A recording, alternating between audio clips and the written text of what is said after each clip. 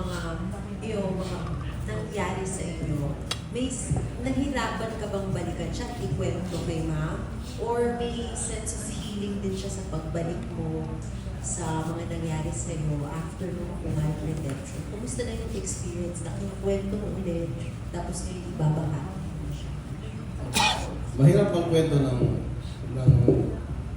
ordeal. There were times na we have to stop the interview because it became too emotional already. So, hindi stop namin.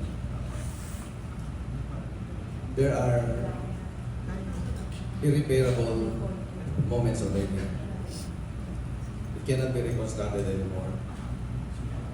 So, we have to accept those things as they are now. And like Christians, sabi ko, may isang interview ko, sabi ko, there's no more bitterness in my heart or anger in my soul. I have forgiven all of them, even Delima. Forgiven ko na siya. Ganon ang ginawa ko. Kasi in the long road to freedom, like Nelson Mandela, pag hindi mo i-forgive sila, sabi niya, nakakulong ka pa rin. So, you better yet you forgive them.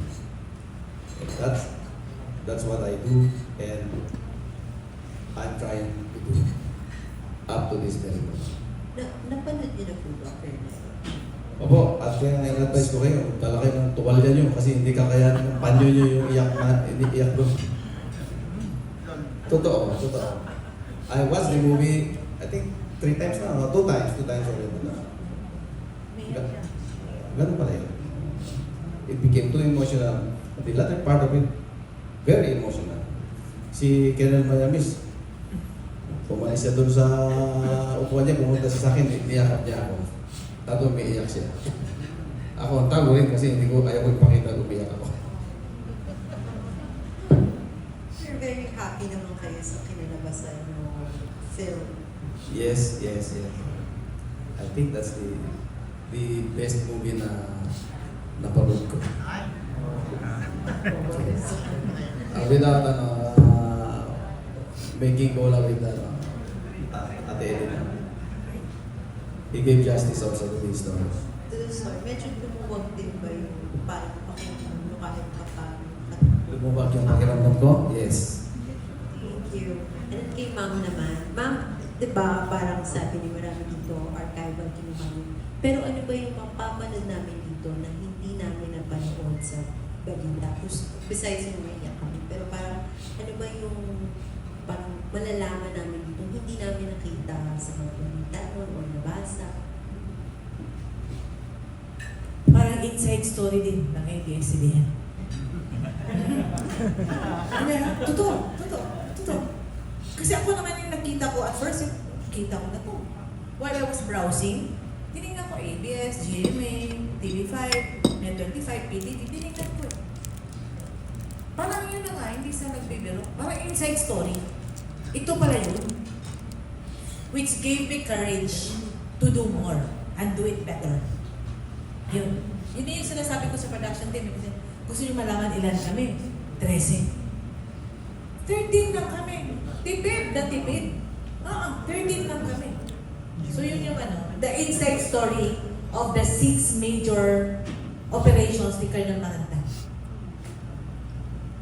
Ma'am, given din na parang very personal yung story, medyo nahirapan ka rin ba or medyo na-pressure ka ba dahil nga sobrang bigat din emotionally dito para kay Colonel nung ginagawa niya na parang to translate it sa big screen? Nahirapan. Hirap na hirap. Kasi I used to write yung mga research. Pag kinakausap ko siya sandali, kasi naaawa ko, pero I need to push. Hindi, sandali kami siya nag-aaway kami. Hindi, sinabi mo kasi, oo nga. Tapos ceasefire. Tapos pag nakikita ko na yung lumuwa, ganun, nagkatubig mo na.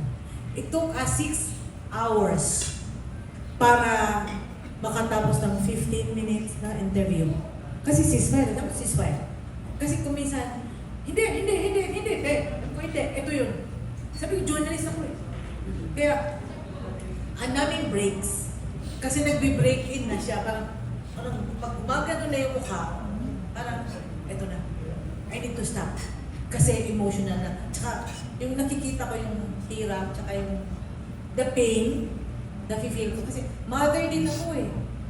Kung na-feel ko yun as a mother, na-feel ko yung mother niya. Tsaka, pero, sabi ko, huwag niyo ilabas siya.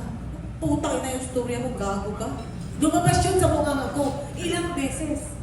Kasi, hirap eh. Kasi, ang hirap i-translate. Hirap. Kasi ang haba-haba. 16 hours interview.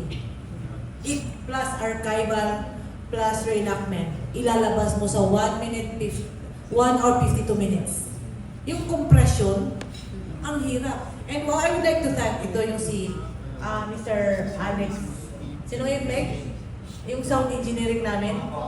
Alex Tombok tumulong sa amin. Tumulong sa amin yung mga directors ng Maynila. Kaya yung sagot tanong mo kanina, who is better?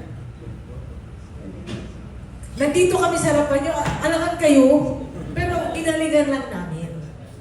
We cannot compete with you, but we will try our best to stay beside you. So yun yan. Thank you, ma'am. Thank you, sir, for